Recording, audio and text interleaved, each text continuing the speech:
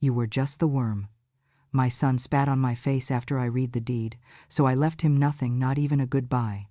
I sat at the edge of the old oak table, the air in the room thick and cold, even though the pale morning sun tried hard to shine through the frosted window.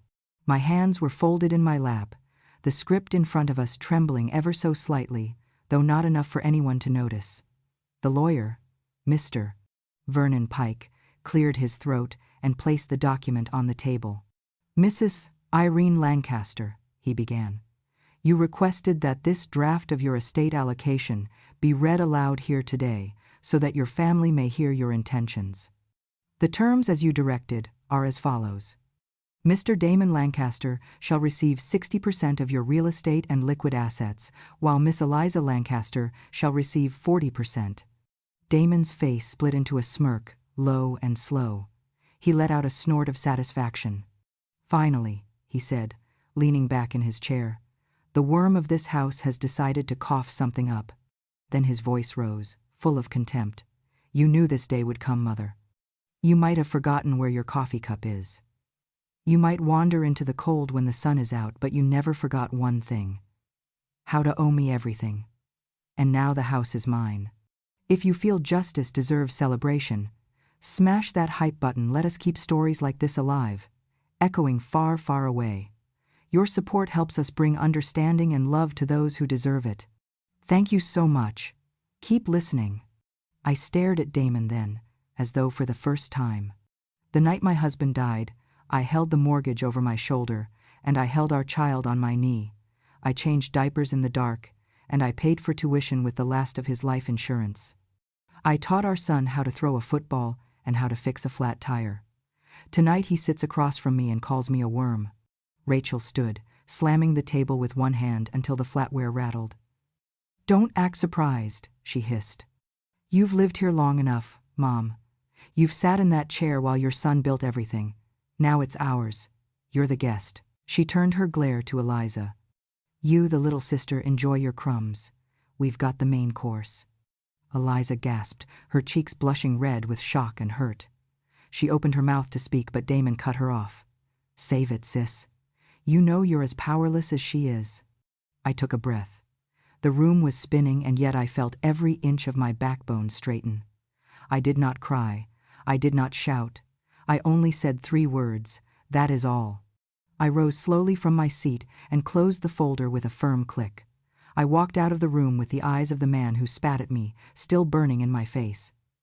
I did not hand him the document. I did not wait for the applause or the justification. I simply left. Because in that moment I understood. The test had begun, and the worm had revealed itself. It started with the pain.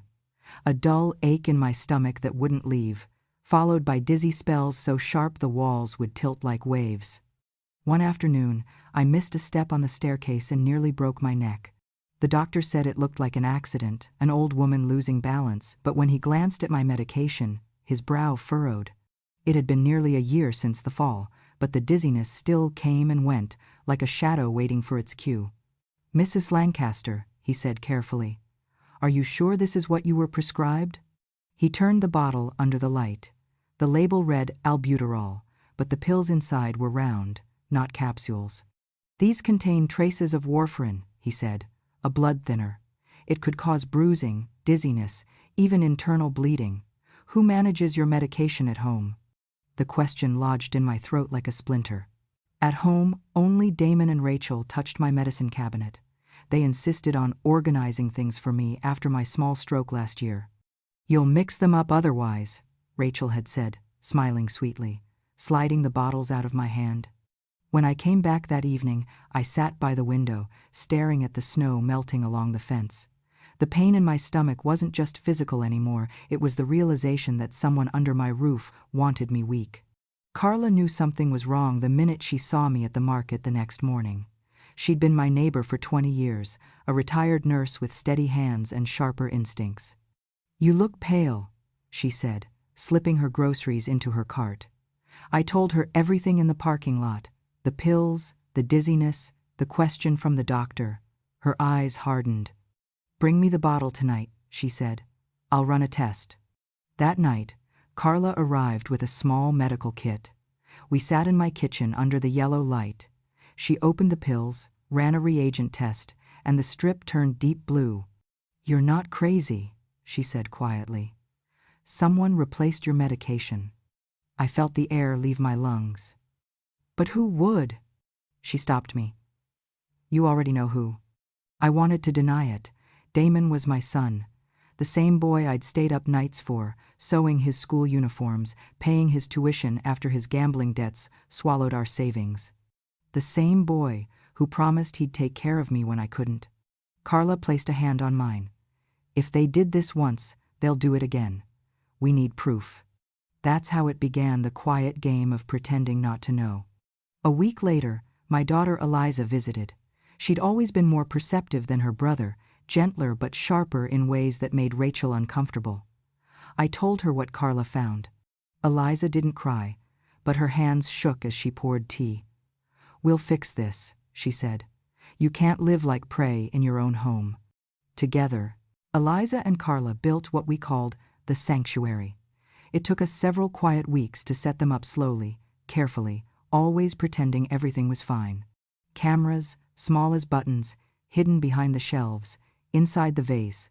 Damon's wife insisted I keep by the fireplace, even one disguised as an air freshener near the kitchen. I learned to move slowly, so the microphones could pick up their words. The first footage came within days. Damon in my room, checking drawers, Rachel whispering, "Keep the other bottle ready. I'll swap it when she's out."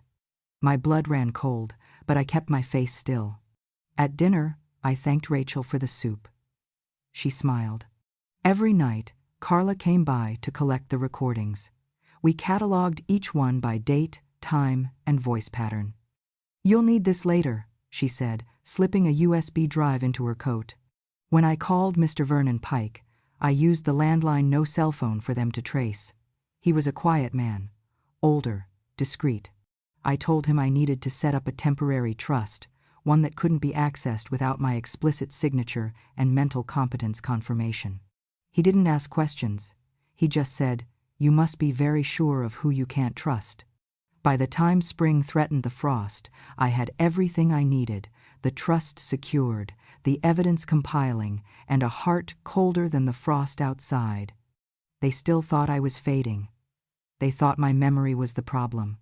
They didn't know I was writing everything down, every whisper, every glance, every drop of poison they thought would dissolve quietly inside me.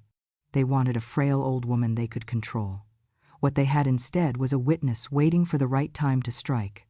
I started leaving notes around the house, shopping lists that made no sense, reminders written in looping, shaky letters. Sometimes I called Damon father or asked Rachel what day it was, even when I knew it exactly. The performance came easily. The body already knew the rhythm of decay, and I only had to mimic it. They bought it faster than I expected. Damon began barking orders as if the house had already changed owners. "Mom, the upstairs is cluttered. Clear out your junk this weekend. I need that room for storage." He didn't ask. He instructed. I smiled and nodded, as though my mind were too slow to comprehend. 2 days later, Rachel came into my bedroom with garbage bags. "These old clothes? They smell like mildew." She didn't wait for permission. She threw half my wardrobe in the trash, humming some upbeat tune while she worked. Then, standing in the doorway, she said the words that told me exactly who she'd become. "You only exist because people pity you. One good fall, and we'll all finally get a little peace." I sat still, watching her reflection in the mirror. She smiled at herself as she tied the bag. That night, I shuffled into the kitchen, dropped a glass on the floor, and stood there pretending not to know where the broom was. Rachel appeared within seconds, phone already in her hand, camera rolling. "Look at this," she whispered. "Perfect. Just look at her. She doesn't even know what she's doing." Damon laughed from the living room. "Keep the clips organized. We'll need a few more before the court visit." They thought I couldn't hear them, but the microphones Carla installed caught everything, her whispers, his chuckles, even the click of Rachel's phone as she hit record. Eliza came by the next day, worry written across her face. "You're scaring me, Mom," she said softly. I saw Damon's posts, he's making it look like you're losing it. I reached for her hand under the table and gave it a small squeeze. Let them think so, I said. The only way to catch a thief is to make him believe the door's already open. Damon walked in then, seeing us together. His voice hardened. Eliza, if you're here to interfere again, don't bother coming back. You don't live here, you don't have a say. Eliza froze, eyes wide, but I motioned for her to stay quiet. When she left, Damon turned to me, his mouth curled. She's learning her place, you should too. That evening, Rachel poured wine and leaned back on the couch, her phone in hand. You think the lawyer will believe us now? She said. Damon shrugged.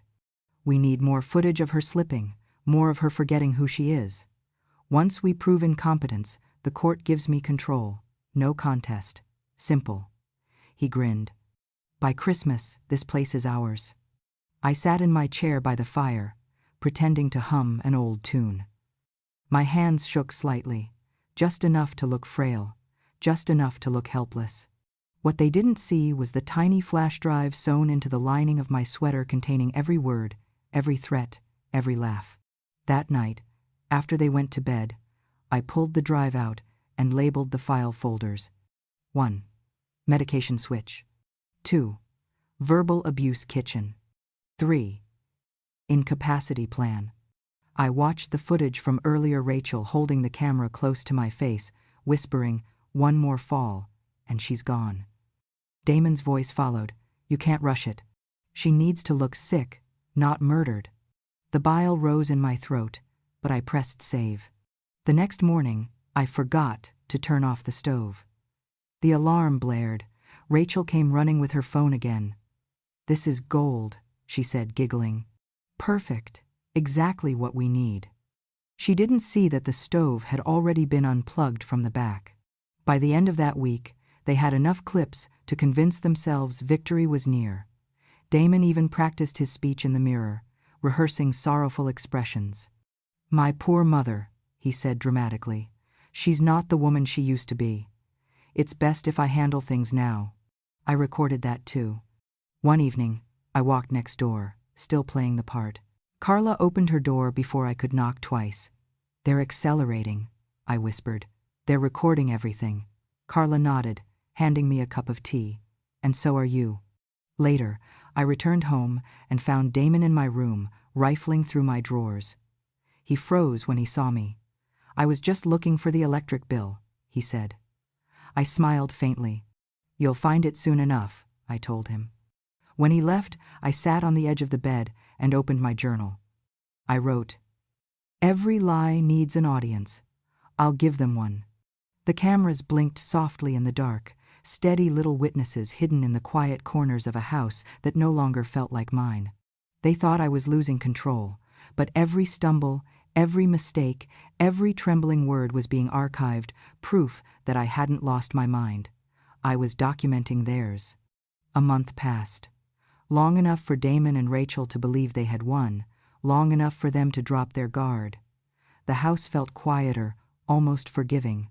I let them think I was retreating into old age, fading gently like wallpaper. Then, one Thursday morning, I called them all. My voice, soft but steady, carried through the phone. "Let's have dinner together next Sunday. It's been a hard month. I want to talk, as a family." Damon laughed on the other end. "You're not dying, are you?" His tone was mock concerned. Rachel's voice echoed faintly in the background. "Tell her we'll bring wine, cheap wine. It'd be fitting." Eliza hesitated when I called her. "Mom, are you sure you want them here again?" she asked. I could hear the tension in her breath. "I'm sure," I said.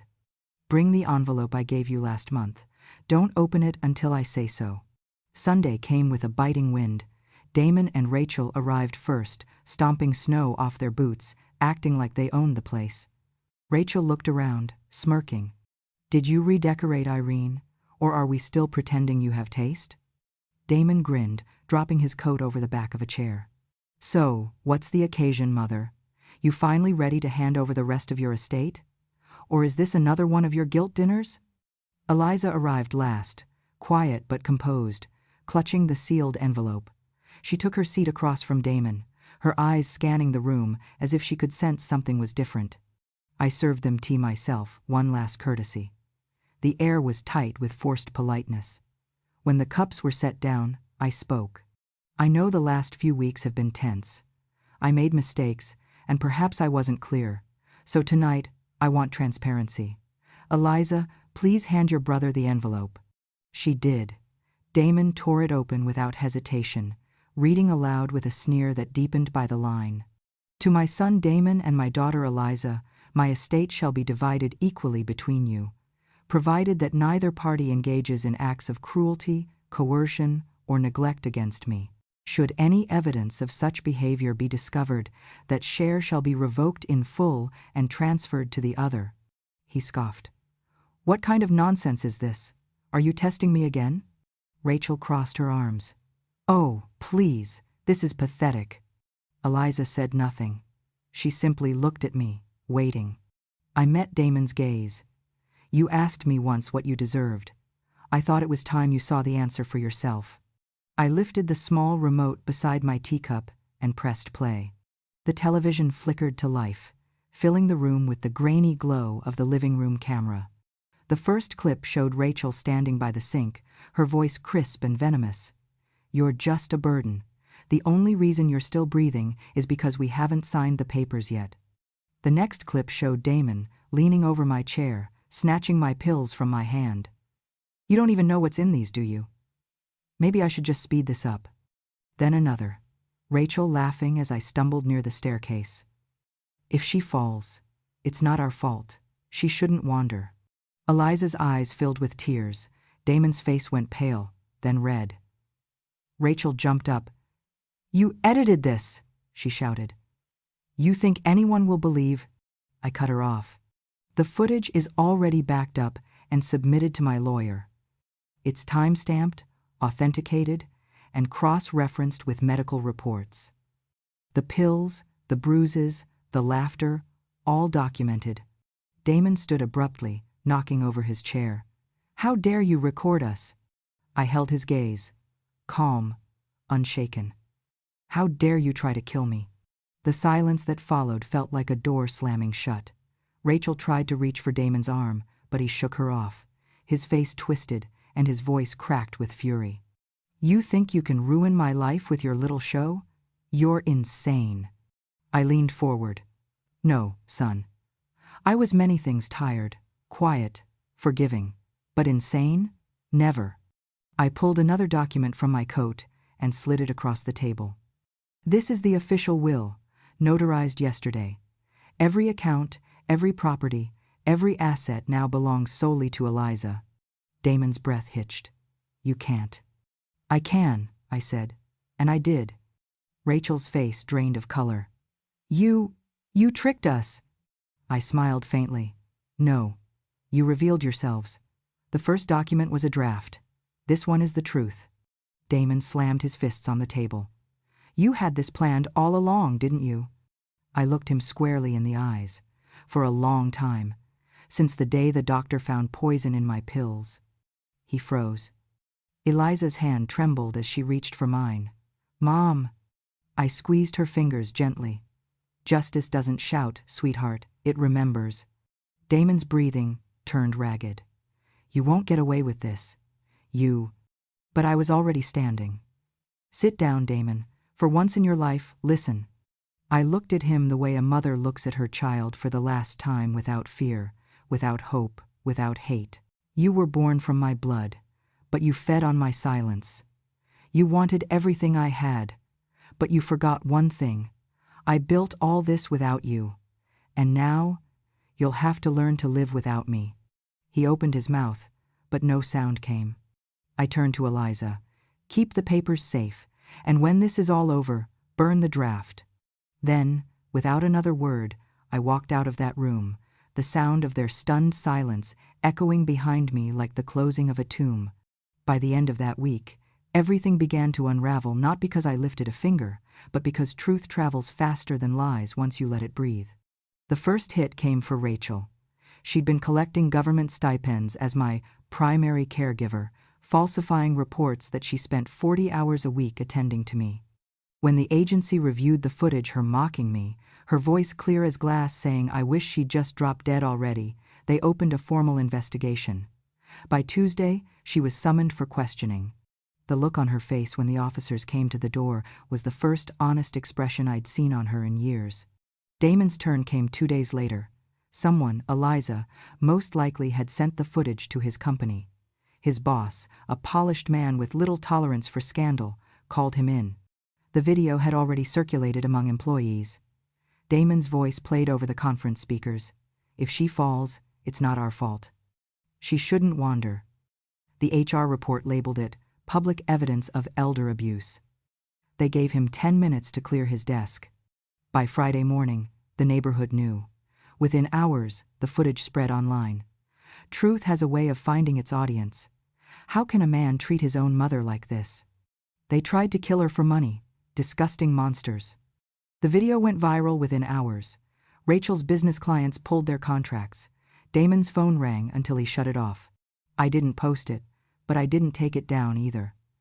Some truths don't need protection. The following weekend, Eliza arrived with the legal keys to everything: the deed, the trust documents, the transfer confirmation. She held them gently, as if they might burn her fingers. "Mom," she said quietly, "I can't live here. Not in this house. It feels like they're still inside it." I nodded. "Then don't. Let the walls rest." We walked through the house one last time. The air smelled of dust and bleach, memories dissolving in silence. In the kitchen, the same spot where Rachel once stood sneering. Sunlight now cut through the curtains like forgiveness that had finally found its way in. Outside, movers sealed the front door with a simple wooden board. I watched as they nailed it shut. The hammer's echo was clean, final, like a gavel striking the past. Damon showed up just as the last nail went in. His eyes were wild, red-rimmed from nights without sleep. "You can't do this," he shouted, stumbling toward me. "You ruined my life. You turned everyone against me. How dare you?" I turned to face him fully, calm as winter. "How dare I?" said softly. "I didn't ruin you, Damon. I only gave you the stage, and you performed." He clenched his fists, voice cracking into a growl. "You can't just walk away like this, Mother." I looked at him, really looked, and saw the frightened boy I once loved hiding behind a man who chose greed over grace. "You keep saying I did this," I said. "But I didn't. You did. You showed them exactly who you are." He shouted again, but his words drowned beneath the sound of the moving truck's engine. I turned away. "The house is sealed," I said quietly. "I've bought a small cottage outside town. There's peace there. You wouldn't recognize it." He lunged forward, desperate. "Please, Mom, don't leave me with nothing." I paused at the gate, the cold wind brushing my face. "Nothing," I repeated, almost to myself. "That's what you gave me when you chose to forget I was your mother." He stood there, trembling, his voice breaking into a whisper that barely reached me. "How could you?" I met his eyes one last time. "I didn't do anything, Damon. I simply stopped protecting your mask." And then I walked away, leaving him in the driveway, surrounded by the echoes of his own choices. The house behind him locked tight its windows, reflecting back the face of a man who had finally run out of excuses. The office smelled faintly of coffee and cedar when I walked in. Mr. Pike stood as I entered, his usual calm replaced by something gentler, respect, maybe, or quiet relief. The snow was melting outside his window, dripping from the eaves like time finally moving on. He gestured for me to sit. "Are you sure you want to finalize this version, Mrs. Lancaster?" he asked. "Yes," I said. My voice didn't shake. "It's time." He placed the thick folder on the table between us and began to read the clauses I'd gone over 100 times before.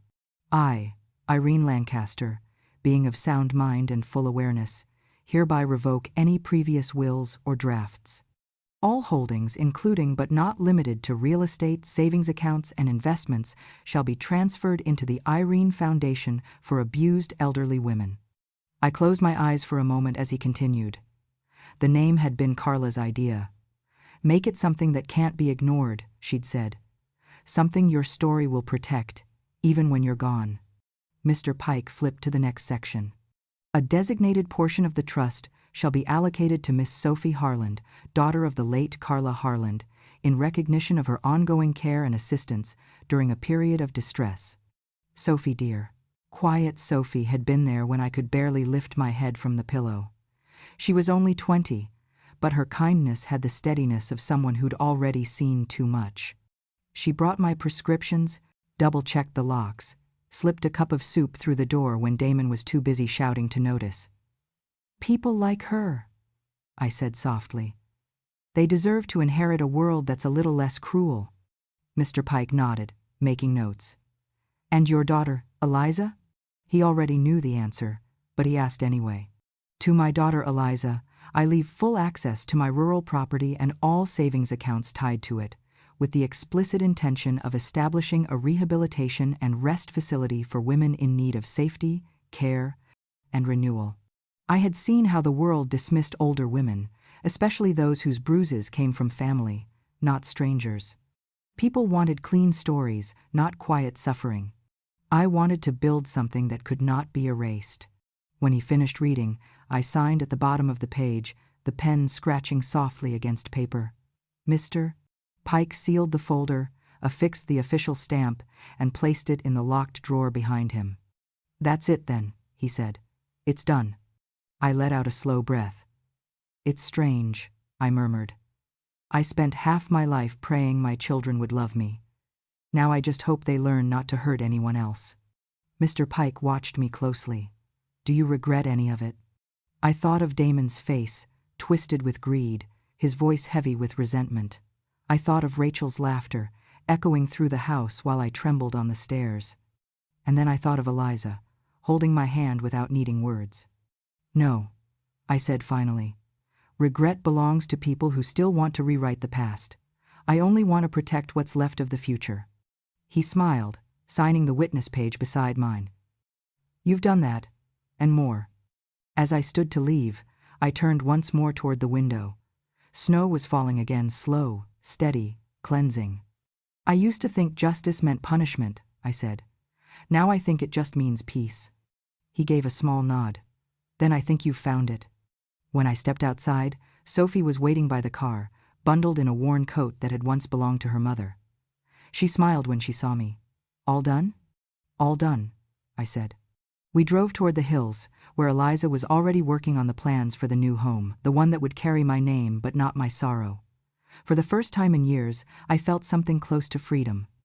I wasn't leaving a legacy of wealth or guilt. I was leaving proof that silence, when used wisely, could rebuild an entire life. And that was more than enough. The letters began arriving 3 weeks after the will went public. At first, it was 1 or 2 a day envelopes with shaky handwriting, stamps crooked at the corners. Then came the dozens, then hundreds. My small post box in the cottage overflowed like a confession booth that had finally been unlocked. Some came folded and tear-stained, written in pencil on scrap paper or the backs of grocery receipts. Others were typed, printed by social workers or kind neighbors for people whose hands could no longer steady a pen. Each one carried a piece of someone who had been silenced for too long. One woman wrote from Kansas. "I thought I was just the invisible one. They took my pension, called me senile when I cried. But after seeing you stand up for yourself, I called the police. I'm not invisible anymore." Another came from Oregon, the handwriting neat but trembling. "My daughter told everyone I was losing my mind. I kept quiet until I saw your face on the news. Thank you for reminding me that silence can also speak."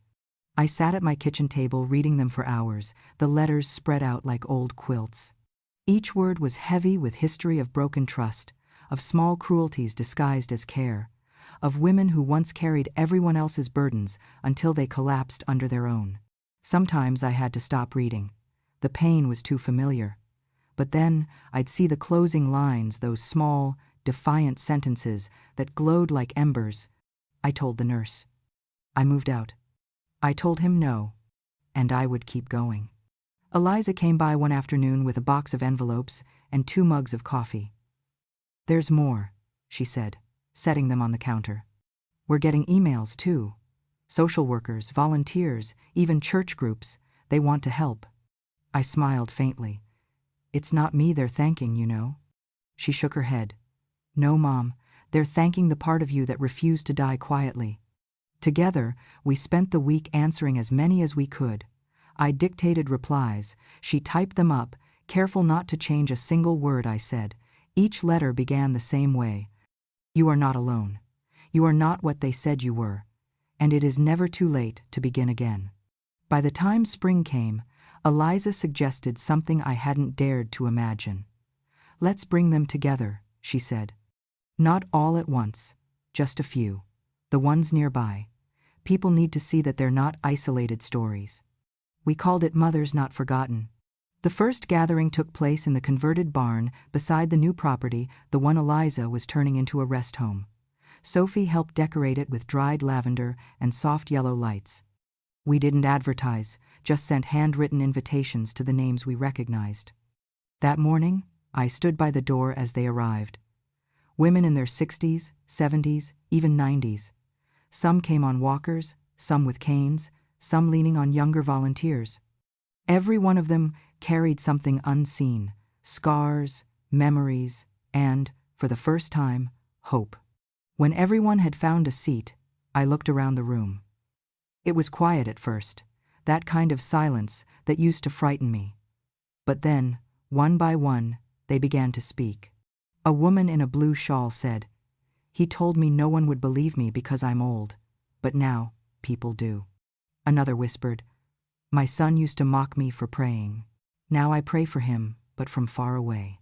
There were tears, laughter, the sound of hands finding each other in reassurance. No one shouted, no one demanded pity. It was the sound of women reclaiming their voices. Eliza brought me to the front near the end. "Say something, Mom," she said softly. I took the microphone, my hands steady. "I once thought my story ended in that house I left behind," I said. "But the truth is, it was only a beginning. We are not here to curse our children. We are here to stop the silence that made them believe cruelty was power." The room was still for a heartbeat, and then it filled with applause. Not loud, not wild, just steady. The kind of applause that felt like breathing after holding it in for years. When it was over, I stepped outside. The air smelled like lilac and new grass. The world felt lighter somehow, though nothing about it had changed. Eliza came to stand beside me. "They're going to remember this," she said. I looked out over the hills, the sunlight catching on the windows of the little cottage beyond. "Good," I said, because the forgotten finally remembered themselves. The morning light slipped through the curtains like soft forgiveness. I sat by the window with my wool shawl wrapped around my shoulders, the old photo album resting open on my lap. The pages were thin, corners curling from years of touch. There they were, my children, frozen in time. Damon at 6, dirt on his chin, and a gap between his teeth. Eliza, a toddler, holding his hand like she already knew she'd be the one to keep him steady. They were both laughing, sunlight bouncing off their hair. I traced their faces with my fingertips, wondering when laughter had turned into rivalry and care into entitlement. The picture didn't answer me. It never does. The phone rang, slicing through the quiet. I let it ring twice before answering. "Mrs. Lancaster," a woman's voice said, bright, professional. "This is Nora Wells from the Herald. We're running a piece on your case, the guardianship overturn, the abuse footage, the legal precedent you've set. It's remarkable. The public deserves to hear your voice." For a moment, I said nothing. The fire crackled behind me, a single log sighing into ash. "My voice," I repeated softly. "People have already heard it. They just didn't listen."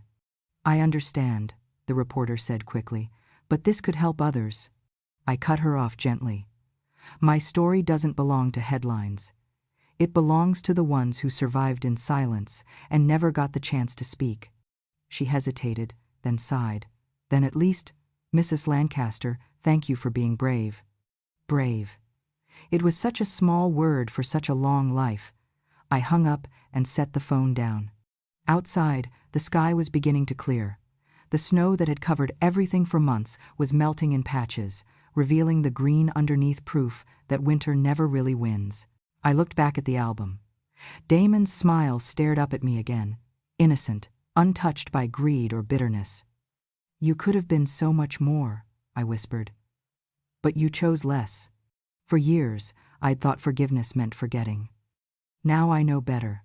Forgiveness is remembering without letting it hurt anymore. There was a knock at the door. "Come in," I said. Eliza stepped in, her cheeks flushed from the cold, carrying something wrapped in a soft cloth. She smiled when she saw me. "You're up early." "I've been visiting old ghosts," I said, closing the album. She placed the bundle in my lap. Inside was a half-finished scarf, thick yarn, blue and gray, still attached to the needles. "You started this before everything happened," she said. "I found it in the storage box. Thought you might want to finish it." I smiled faintly. "It's uneven," I said, running my fingers along the rough stitches.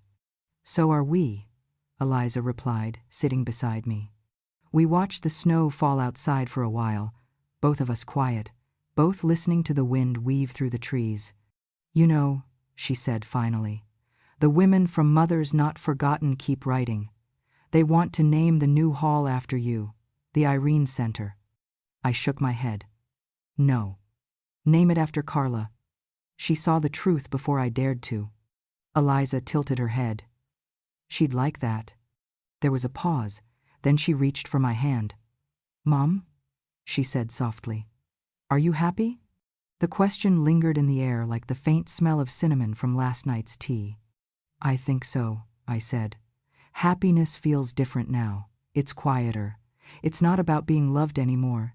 It's about being at peace with who I loved, even when they didn't love me back." Eliza squeezed my fingers. "We'll make this place something beautiful. For you, for them. For the forgotten," I corrected gently. She nodded. "For the forgotten." I looked down at the scarf again. The pattern was crooked, one side longer than the other, but it was warm.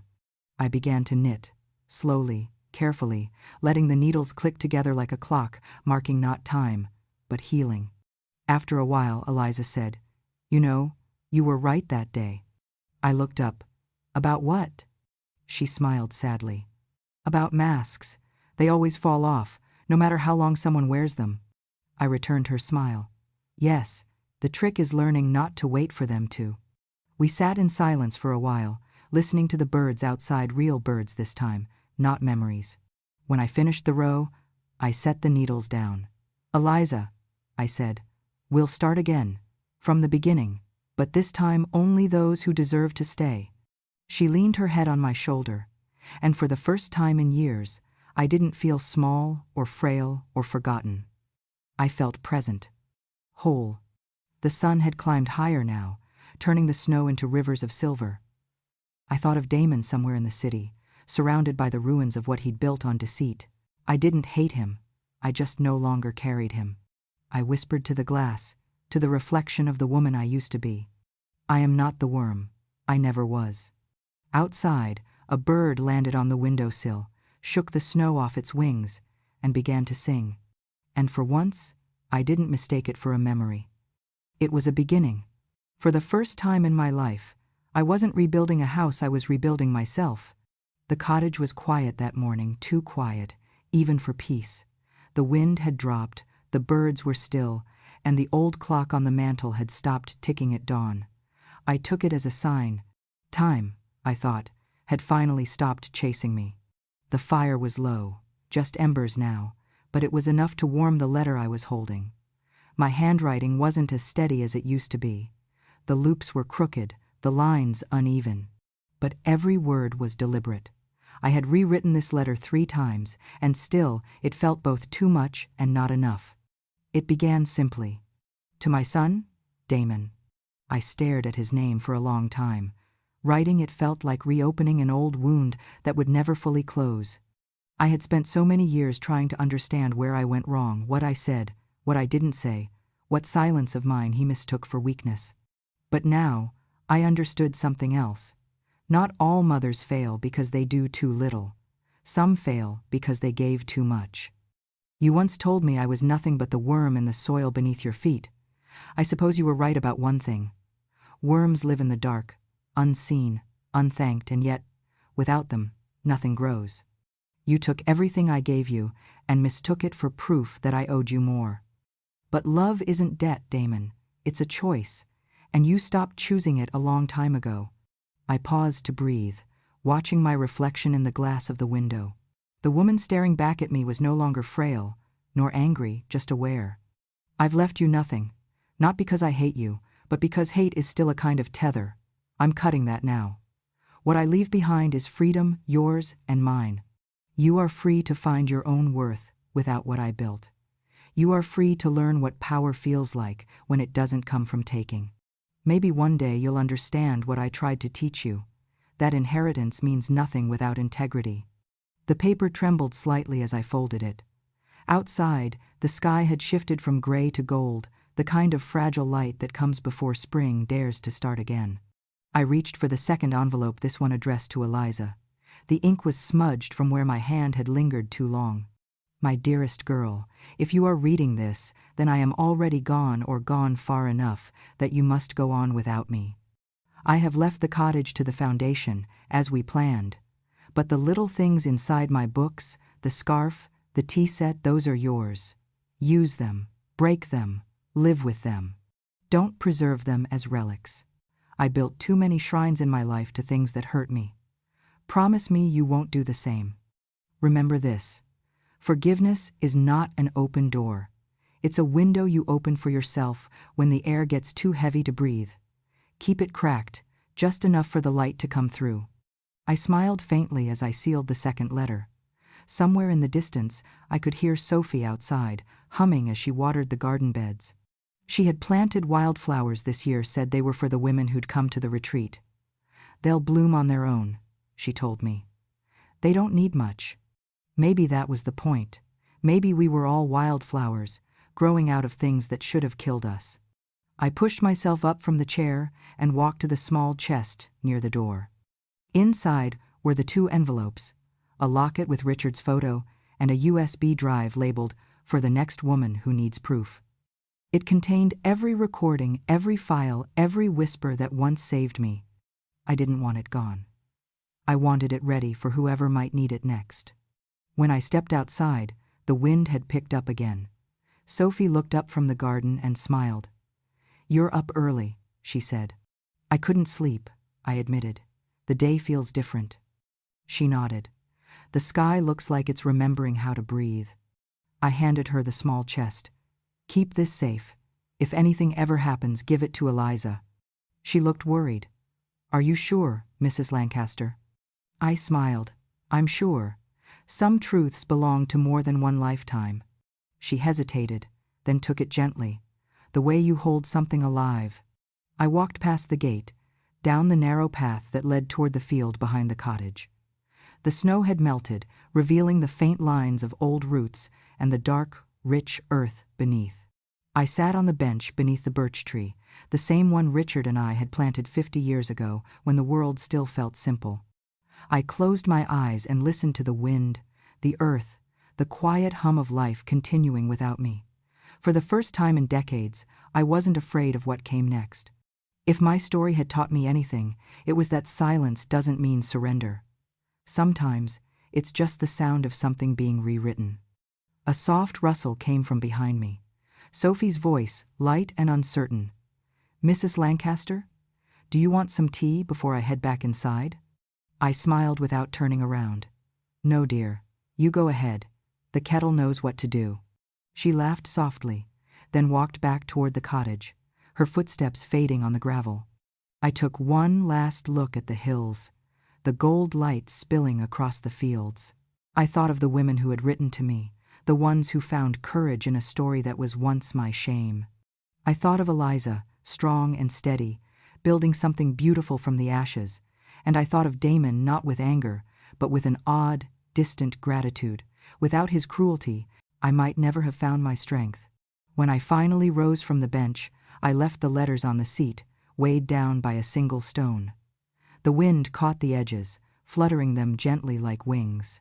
For those who come after me, the note on top read, "May you never mistake kindness for weakness, nor silence for surrender." As I walked back toward the house, the sun broke fully through the clouds. The light was sharp, almost blinding. But I didn't turn away. Because I had spent too many years living in the shadow. And now, finally, I was ready to step into the light. Thank you for listening to my story. If it stirred something in you, anger, sadness, maybe a quiet kind of strength, then it means you understand what this was never about. It wasn't about revenge. It was about remembering that even the quietest women have voices that echo, if only someone stops long enough to hear them. There are thousands of us out there, women who gave everything, and were left with nothing but truth, and sometimes, that truth is all it takes to begin again. So if you believe that stories like this matter, if you believe that silence should never win, please subscribe to Grandma True Stories. Here, we speak softly, but we are never silent. Here, we remember those the world tried to forget. And here, justice doesn't need to shout, it simply endures. Thank you, my dear ones, for listening. Until next time, keep your heart kind, your mind sharp, and your memories your own.